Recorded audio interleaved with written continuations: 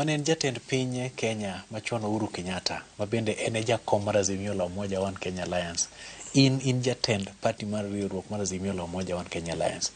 Jakom, to be pod uromo go mbaka, to kugo mbaka twak maru chalo nade? Pod umulo wi Azimio ka, to ento mijingo mane mokele riwruogni endi? Uhuru aromogo pile Uhuru en ng'at mosebedo ndalo mang'eny. Waromo kode, wacho kode weche mopogore opogore. Sani ok ne onge ofis, to ng'eny bedo gi tije ma oko. Otiyo gi weche makelo kwe e piny DRC Congo, piny Ethiopia, otiyo weche makamago. To ka en kaeri to waromo kode, kata waloso kode simu seche ka seche. E chung' mare to oriere, en bende owuon ong'eyo gik manotimore.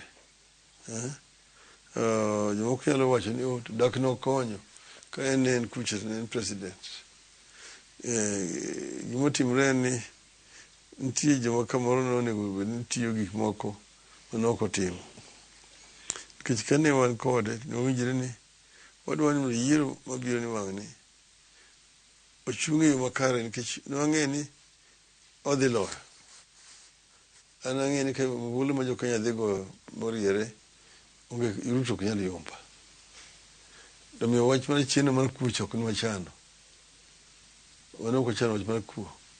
Wachano ni ombulu dhi goyo moriere tidhi kwano kaka ogoyeno. Mane nitie MOU mane wandiko e kind Uhuru.